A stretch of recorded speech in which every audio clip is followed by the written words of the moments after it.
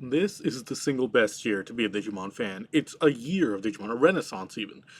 We've never seen such a major push when it comes to having new products, new projects, new merchandise, new events. Like, we're getting the full 9 yards, and that's amazing.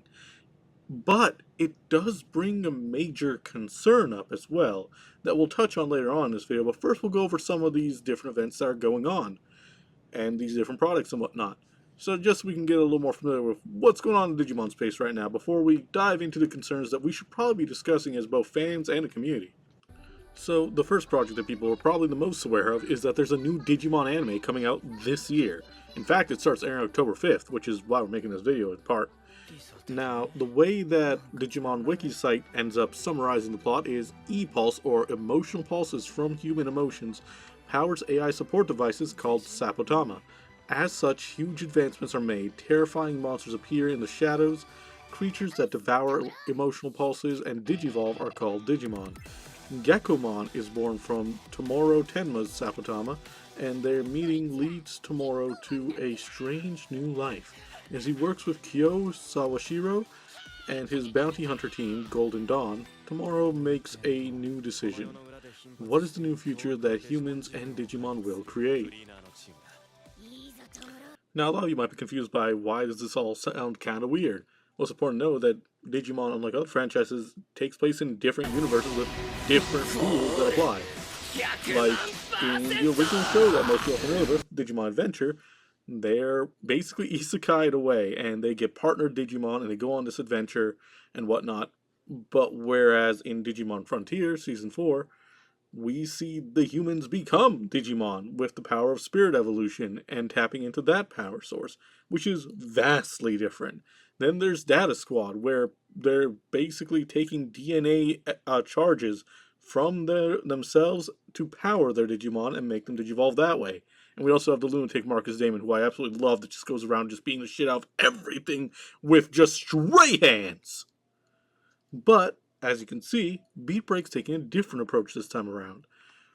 Even Ghost Game, the most recent show that was basically new, was calling Digimon like hologram programs, and it was more episodic in nature. Now, Beat Break is tapping into emotional energy, so it's going to be really interesting to see how that kind of plays out and what effects that has on the characters. And we have quite the colorful cast of characters that you're going to see right here. Now, joking about Crocs aside, I absolutely love these new designs. The use of color is very vibrant. I really enjoy it from a visual standpoint. And it seems like the fan reaction is that Cherubmon and Prestimon here are the two fan favorites. They really look like plushies, and we haven't had anything Red Panda adjacent ever. So that's just a really cool touch, and I like the different feel they're going for here. But the one Digimon that really stands out to me here is the one that's secretly an ultimate, and he's not even normally in his ultimate form apparently in the show, because apparently during an interview they gave a synopsis of him. It's this one here called Murasamemon. Now he looks really cool. I couldn't figure out if he was a horse or big cat kind of deal, but apparently he's a big cat kind of deal. And apparently in the interview what they said was that he's normally sleeping and lounging around in his champion level evolution, Cougarmon, who we haven't seen yet. So it's weird to display an ultimate when he's not even normally in his ultimate stage, or maybe he will be. I guess only time will tell when we actually watch the show. Either way, it's something. The show is something I'm really excited for, and it's very close. But there's something that's even closer than the show, and that's the other big project that people are probably aware of: Digimon Story Time Stranger, the new turn-based JRPG game that we're finally getting after what feels like forever. Now, this is a game that I'm incredibly excited for. I ordered the big fancy collector's edition and everything, and one of the coolest parts about this is the first source media that we're actually getting, or at least I think it is. Feel free to correct me if I'm wrong, but it's the source that covers the Olympus 12, a big group in the Digimon world that we basically never get to see in action. All the Digimon stories that you are most familiar with take place in a place called the Yggdrasil server, and are governed by a group of really powerful Digimon called the Royal Knights.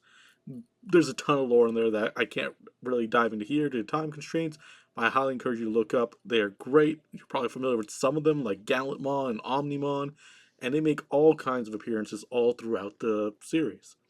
Now you want to think of servers as like continents. Now, while the Yggdrasil server has the Royal Knights, The other content that we've heard of and we've seen little glimpses of, but we haven't actually gotten in media, is the Iliad server, which houses the Olympus 12. Now, rather than working as a fully unified force, it seems like they have more of like dedicated regions and almost like ceasefires between them. I don't know too much, but I would love to learn more. I'm hoping to learn more in this game. Another really cool thing the Time Stranger is doing is this time travel mechanic where you guys can pick between a female or male protag, but the other character is still going to be represented in the story, so they don't just disappear. Digimon Story Time Stranger does a lot of things really well just from what they've shared information wise with us. One of the best things they're doing is just listening to themselves as far as being fans on the development team. A really cool mechanic is called Digiride. Now, not all Digimon, but a lot of them you can actually use as mounts. It offers no mechanical boost, no difference in gameplay. It was just something the development team, after the fact, thought, I feel like it would be really cool to ride a Digimon like you see in the show sometimes. So they did it. They made it a thing, and there's a bunch of them, and it's awesome, and I'd love to see that kind of thing where they're like, I just think that's cool. I think that's neat. And then they do it. Fantastic. Love that. The game continues to do a lot of great things, like having full English voice acting, which I know there's a whole dub sub debate and whatnot, but more accessibility is objectively a good thing to spread things out to a wider audience.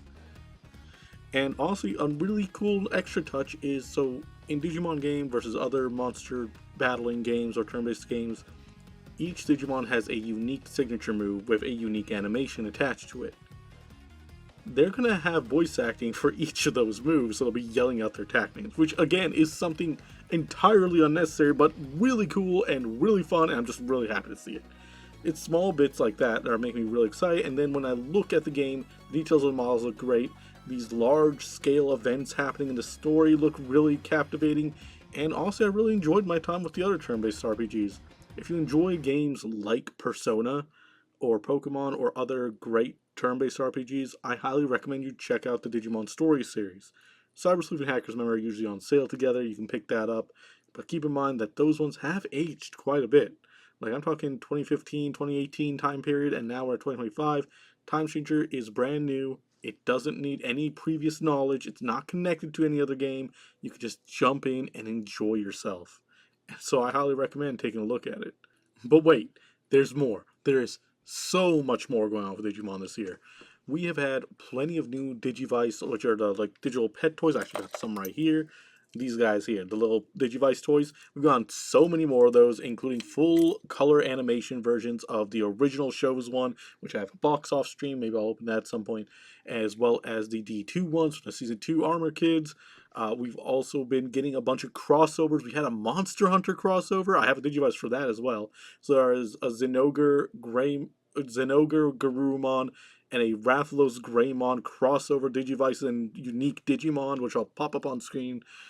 Beyond that, we even had a Godzilla crossover with figures, Digivices, new evolution, new Digimon, all kinds of really cool things, which are status as G Erosion Digimon, where the Godzilla has become like a viral infection that's taking over and kaijuifying Digimon. It's just fun. It's all just fun and great and cool. And beyond that, we have other products and projects going on with like the webtoon webcomic manhwa style comic thing called Digimon Liberator, which is the natural expansion or evolution of the web novel they used to have. Digimon Liberator isn't just a really stylized webcomic, which is easy to read with fun character art and very unique storytelling to it. It's about the card game. So it helps introduce people into the card game while giving them a very approachable material to read. For free, mind you. This is all just available on the website. You can just go there, start reading it now, and it's just colorful and fun and full of whimsy and strategy. It's like Yu-Gi-Oh meets Duel Masters as like a webtoon. It's cool. I like it. I like it a lot. It introduces a bunch of new Digimon. We see cool first-time evolutions there too. Beyond that, we have even more than just even the webtoon. We have events popping up all over the place. And the card game that we mentioned, the card game is still going strong. In fact, at the beginning of the year, they consolidated the card game. So now the Eastern and European version of the card game, were like Japanese releases were coming out before they got translated. So there was like always a gap of like a few sets, right?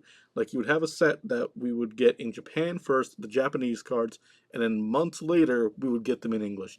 They are on the same pace now, so the Japanese and English sets release at the same time, which is amazing for fans across the globe. Beyond that, they're evolving on that too. They're finally giving us something we've been asking for since card game started, which is an online app. Like, a game version of the card game will be available as a mobile game, which people are really excited about, because before we were using fan clients, and we're really appreciative of the community that came together to make those things, and having something official is really cool too.